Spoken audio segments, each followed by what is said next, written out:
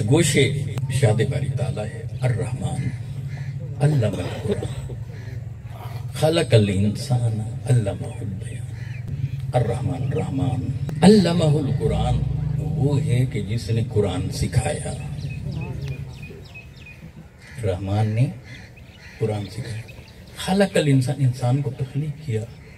علمہ البیان اسے گویائی عطا کی. بیان کا علم سکھا دیا. اللہ یہ میرے رب کا اسم ذات ہے. اس کے علاوہ باقی جتنے بھی نام ہیں صفاتی نام ہیں. اور صفاتی ناموں میں سے جو ابھر کر اپنے کناروں سے بھی نکل کر اسم ذات کے قریب ہے وہ لفظ رحمان ہے. اسم رحمان ہے. دو نام ایسے ہیں کہ وہ مخلوق میں سے براہ راست کوئی نہیں رکھ سکتا، نہ رکھنے چاہیے. ہوں تو بدل دیں. ایک لفظ اللہ اور ایک لفظ رحمان. اس لیے کہ یہ براہ راست رب عالم کا تعارف لیے ہوئے ہیں اپنے وجود میں، اپنے مفہوم میں، اپنے نام میں. اس لیے آقا علیہ الصلوۃ والسلام نے فرمایا کہ رب تعالیٰ کو دو نام بڑے پسند ہیں، ایک عبداللہ اور ایک عبد الرحمن.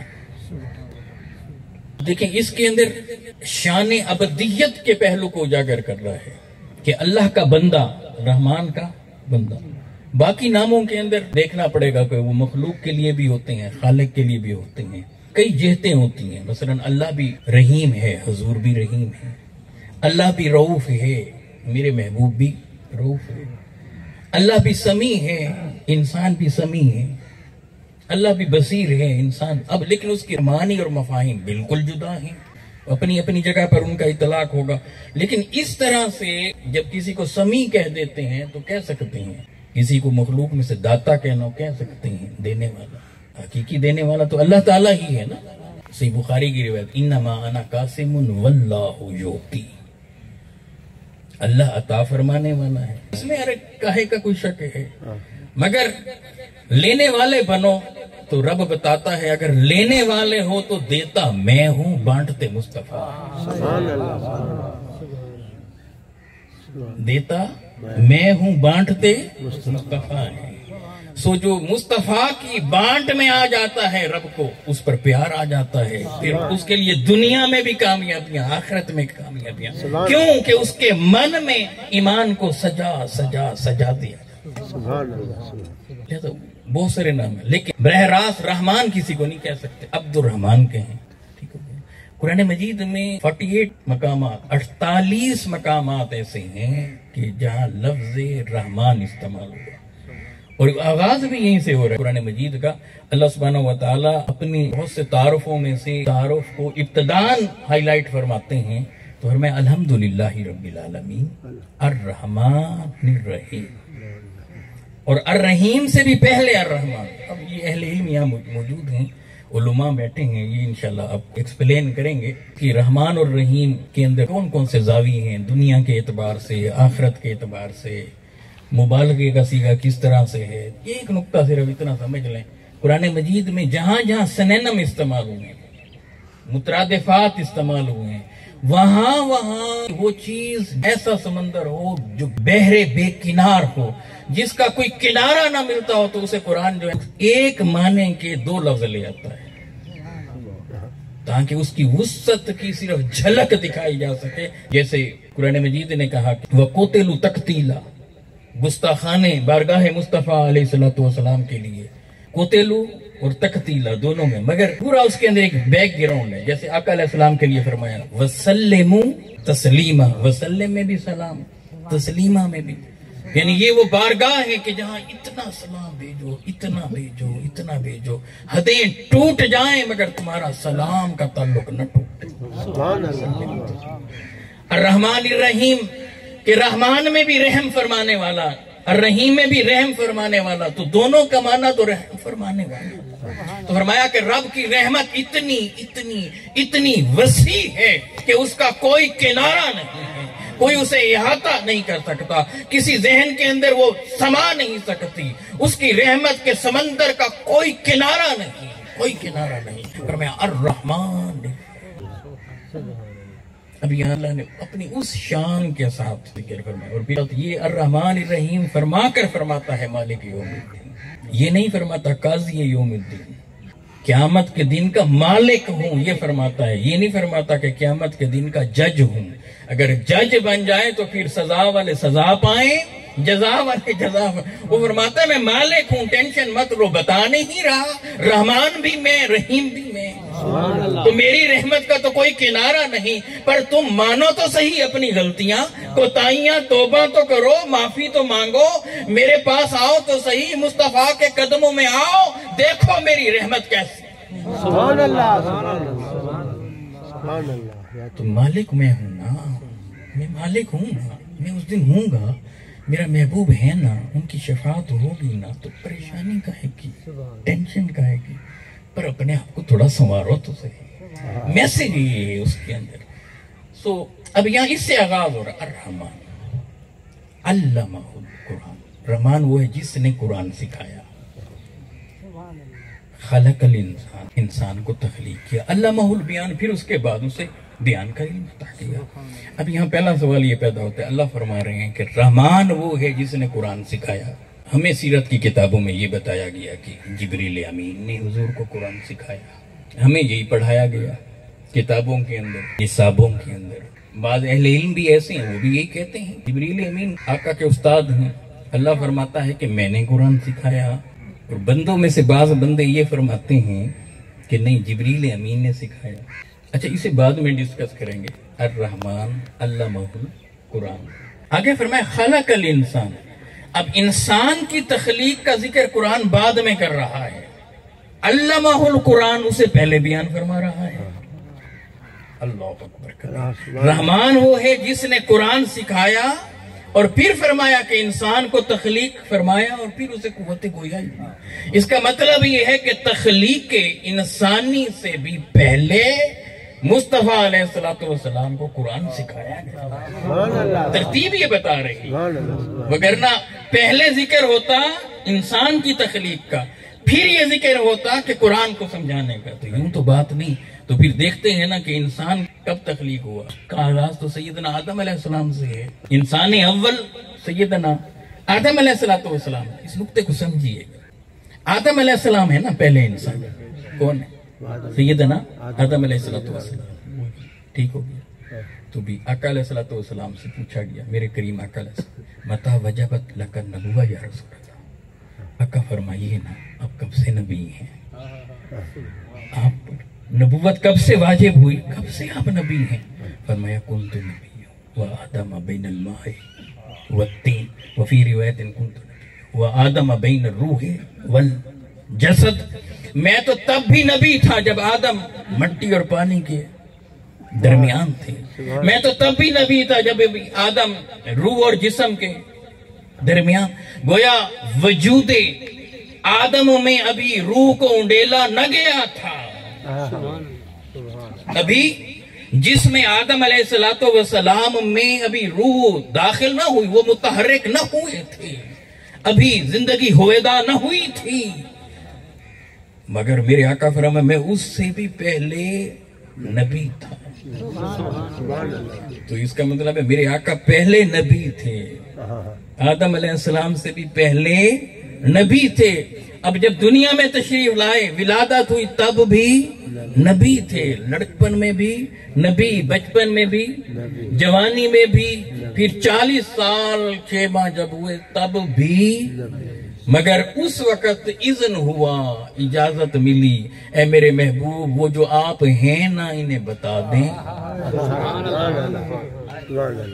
ابھی تک آپ نے انہیں بتایا نہیں ہے نا کہ میں کون ہوں، ابھی آپ کو یہ صرف محمد سمجھ رہے ہیں صلی اللہ علیہ وسلم، ابھی یہ صرف آپ کو محمد بن عبداللہ سمجھ رہے ہیں، اب بول دیجئے نا کہ میں محمد بن عبداللہ ہی محمد رسول اللہ تو نقطہ سمجھیے، کیونکہ تخلیق آدم سے بھی پہلے میرے محبوب ہیں صلی اللہ علیہ وآلہ وسلم، تخلیق آدم سے بھی اس لیے اللہ نے پہلے ذکر کیا۔ اور پھر اگلا نقطہ بڑا دلچسپ، اور یہ بات اہل سیرت کے حوالے سے، ہر ایک کی اپنی ریسرچ ہے، اپنی تحقیق ہوتی ہے، اس پر وہ بات کرتے ہیں، اپنے مطالعہ پر بات کرتے ہیں، اسٹڈی، اور ہمارا تو مطالعہ ہے نہیں، اس لیے ہمیں کوئی معاملہ بھی نہیں ہے، کیونکہ ہو ہی نہ جس کے پاس، پھر وہاں ٹینشن نہیں ہوتی۔ بکھیڑے کہاں ہوتے ہیں؟ جہاں علم کے معاملے یا مقابلے ہوں، I am nothing, I know nothing، اس لیے جھگڑا ہے نہیں، ہمیں کوئی ہمارے پاس جو بھی ریسرچ لے جاتے ہیں ہم لے لیتے ہیں، ٹھیک ہے۔ یاد رکھیں کبھی علم کا کوئی کنارہ نہیں۔ جو لوگ یہ سمجھتے ہیں نا کہ میں نے اتنا پڑھ بس یہاں ختم ہو گیا علم، تو وہاں مجھے محسوس ہوتا ہے کہ وہاں ہماری غلط فہمی شروع ہوتی ہے۔ میں آپ کو صرف ایک بات قرآن سے گفٹ کرنا چاہتا ہوں، آقا علیہ السلام مخلوق میں علم کے معاملے میں ٹاپ پر ہیں، وَعَلَّمَكَ مَا لَمْ تَكُنْ تَعْلَمُ۔ اے میرے محبوب، جو آپ کے نالج میں نہ تھا وہ ہم نے آپ کے نالج میں دے نہیں دیا، تو جس کی نفی تھی اسے میرے رب نے اسبات میں بدل دیا، تو اب کیا نہ تھا یہ تو نہیں بتایا، یہ نہ تھا یہ نہ تھا، تو دنیا کے کائنات کے سارے علوم میرے مصطفیٰ علیہ السلام کے قلب اطہر میں میرے رب نے اتار دی، یہ قرآن ہے۔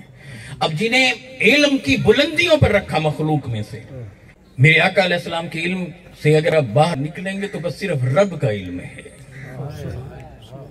اور جب رب کی عطا کی طرف آئیں گے مخلوق میں سے دیکھیں گے تو سب سے ٹاپ پر میرے مصطفیٰ ہیں صلی اللہ علیہ وسلم۔ اور یہ بات میں کوئی لفاظی کے طور پر نہیں کہہ رہا، قرآن اور حدیث کا نچوڑ آپ کے سامنے رکھ رہا ہوں۔ جنہیں ٹاپ پر رکھا، جنہیں سب سے زیادہ نالج عطا فرما دیا، انہیں سب کچھ عطا فرما کر بھی میرا رب فرما رہا ہے، میرے حبیب فرما دینا، بول دینا، قل ربی زدنی علم، اے میرے رب میرے علم میں اضافہ فرما۔ اب یہ دعائے پیغمبر ہے، عطائے ربی ہے، عطا میرے مصطفیٰ کو ہو رہی ہے، اور میرے مصطفیٰ کے ذریعے سے امت کو یہ پیغام جا رہا ہے، دیتا اللہ ہے بانٹتے مصطفیٰ ہے، انما انا قاسم واللہ یؤتی۔ اب علم عطا رب فرما رہا ہے اور بانٹ کون رہے ہیں؟ مصطفیٰ۔ اب محبوب کے ذریعے سے امت کو راہ دکھائی جا رہی ہے علم کی، کیا کہا کہ دیکھو یہ سب سے اونچی منصب پر، سب سے اونچی نشست پر کون؟ مصطفیٰ علیہ تحیت و سب سے زیادہ ان کا علم، ایسا علم جس کا کوئی کنارہ نہیں، انسانوں کے بس کی تو یہ بات نہیں کہ اسے دیکھ سکیں۔ کون پیمائش کرے گا؟ وہ کرے گا نا جس کے پاس پیمانہ بڑا ہوگا، تو مصطفیٰ علیہ السلام کے پیمانے سے بڑا کسی کا پیمانہ ہو سکتا ہے؟ آئیے آگے چلتے ہیں، فرمایا رب زدنی علم، ابھی بول دیجئے نا، اے میرے رب میرے علم میں اضافہ فرما۔ تو میرے حبیب نے بولا، کیا بولا؟ اے میرے رب میرے علم میں اضافہ۔ پہلے علوم کے سمندروں کے سمندر، اب اس پر حبیب نے جب تو رب نے اضافہ فرمایا ہے نا فرمایا، حضور کی دعا قبول ہوئی تو میرے آقا کا اور علم بڑھا، سمندر وہ بحرے بے کنار ہیں مصطفیٰ، اس میں تو میرے مصطفیٰ ساری زندگی بولتے رہے، مانگتے رہے، رب کی بارگاہ میں دعا کرتے رہے، دعا قبول ہوتی رہی۔ یوں محسوس ہوتا ہے کہ میرے مصطفیٰ کا علم بڑھتا چلا جا رہا ہے، بس علم کو عطا کرنے کی اللہ نے شروعات کی تھی، اختتام کی تو بات ہی نہیں۔ رب زدنی علما، وہ کل بھی ان کا علم بڑھ رہا تھا، آج بھی بڑھ رہا، کیوں؟ اس لیے کہ وہ آج ہمیں بھی دیکھ رہے ہیں، ہمارے اعمال کو بھی دیکھ رہے ہیں، امور کو بھی دیکھ رہے ہیں، ملائکہ بھی ان کے پاس لے کر جا رہے ہیں۔ ارے ایسا نہ ہوتا تو سادہ سا سمجھو، جب ہم صلاۃ و سلام پڑھتے ہیں تو آقا سنتے بھی ہیں، ملائکہ اپنے پروٹوکول کے ساتھ ہماری درود و سلام والی فائل بھی مصطفیٰ علیہ السلام کے پاس لے کر جا رہے ہیں۔ یا رسول اللہ یہ بھی یوں درود پڑھ رہا تھا، یہ بھی پڑھ رہا تھا، یہ بھی پڑھ رہا تھا، اضافہ اب بھی ہو رہا، قیامت آ جائے گی تب بھی ہوتا رہے۔ اب ہر گھڑی میرے آقا کا علم بڑھتا ہی جائے، اس کا کوئی کنارہ نہیں، کوئی حد نہیں، کوئی اختتام نہیں، کوئی فل سٹاپ نہیں۔ ارے فل سٹاپ ساری مخلوق کے لیے ہے، مصطفیٰ کے لیے نہیں۔ نعرہ تکبیر، نعرہ رسالت، نعرہ خلافت، نعرہ حیدری، شان مصطفیٰ۔ اور وہ نقطہ جو میں نے کہا کہ اللہ میرے حبیب کے ذریعے سے دیتا ہے، اسے قرآن سے سمجھیے۔ اللہ فرما رہے علمہ القرآن، انہیں قرآن سکھایا، آقا کو سکھایا۔ اور پھر حضور علیہ السلام کے بارے میں کیا فرمایا؟ قرآن نے کہا اللہ کا تم پر بہت بڑا احسان ہے کہ میں نے اپنے محبوب کو تمہارے درمیان مبعوث فرمایا۔ لقد من اللہ علی المؤمنین اذ بعث فیہم رسولا من انفسہم یتلو علیہم آیاتہ ویزکیہم ویعلمہم الکتاب